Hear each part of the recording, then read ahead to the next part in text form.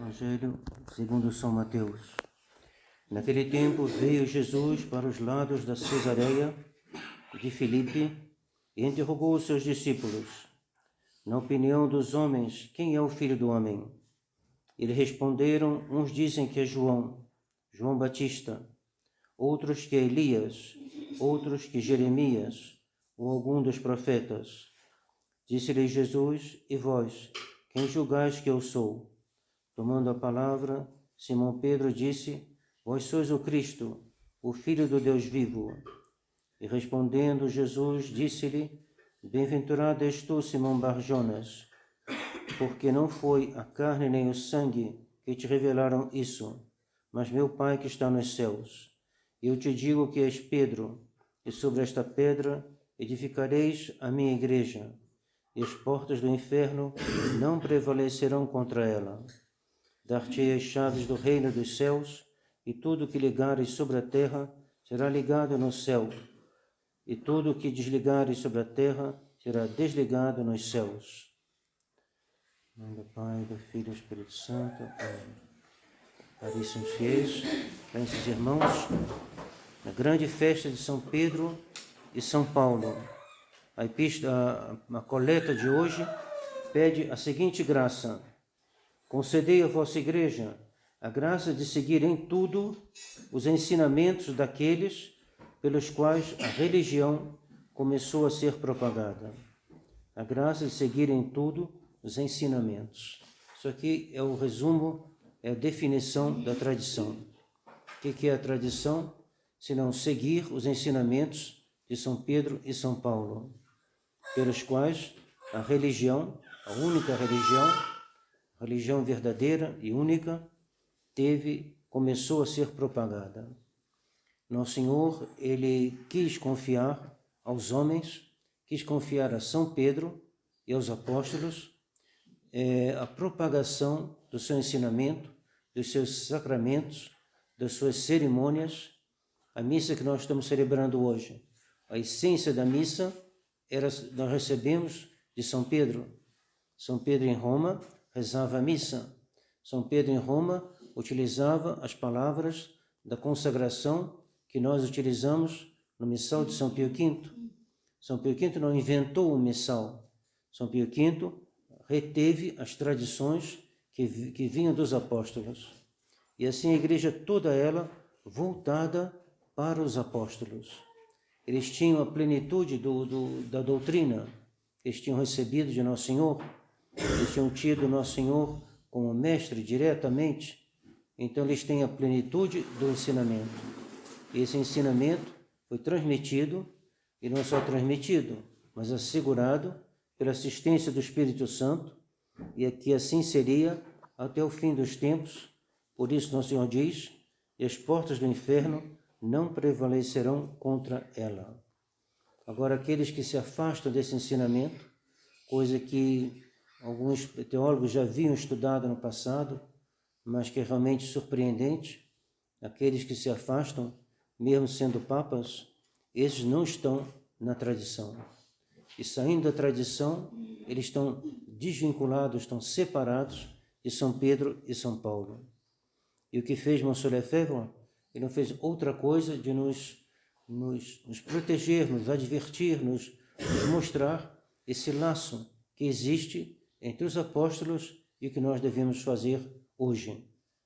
Sem isso, nós temos uma ruptura. Então, a gente tem uma ruptura com a tradição, nós temos uma ruptura com o Nosso Senhor. Que Nosso Senhor quis que o seu ensinamento viesse através de São Pedro e São Paulo e os outros discípulos e seus sucessores. Então, peçamos a Deus de termos todo o nosso coração voltado para Nosso Senhor, que é o fundamento da Igreja, mas esses fundamentos que Ele quis ter também, que são os apóstolos. Nós somos discípulos dos apóstolos.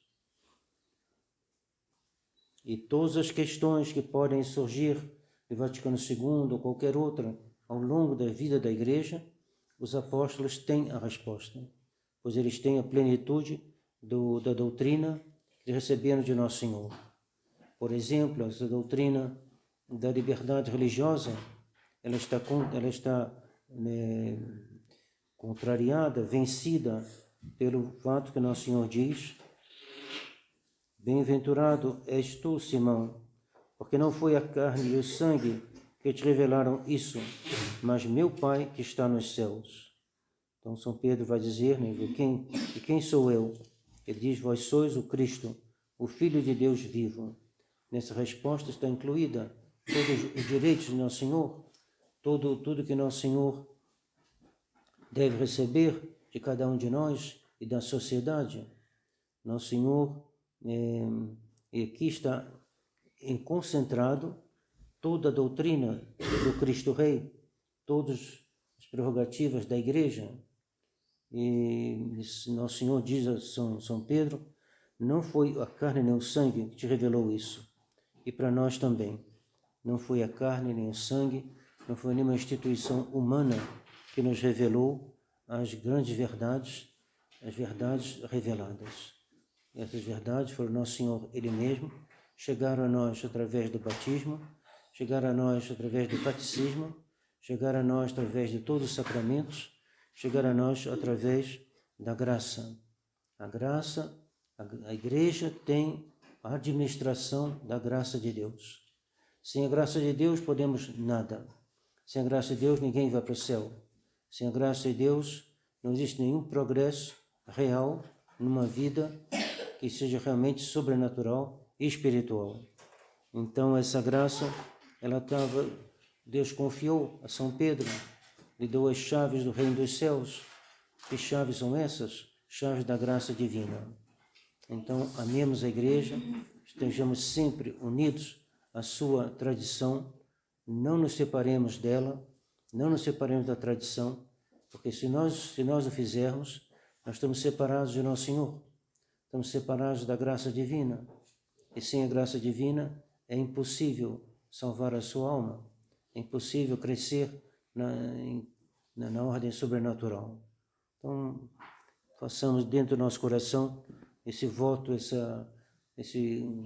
como renovando os juramentos do nosso batismo, jurar ser fiel ao Nosso Senhor, ser fiel à sua Igreja e nos separar e condenar com toda a nossa força o demônio e as suas doutrinas. Que Nossa Senhora ela que esmagou a cabeça do demônio, ela que é a mãe da Igreja, ela que nesse início da Igreja protegeu, consolou, reconfortou São Pedro, São Paulo e todos os apóstolos. Que ela nos ajude e nos obtenha a graça de sermos fiéis até a morte. Em nome do Pai, do Filho e do Espírito Santo. Amém.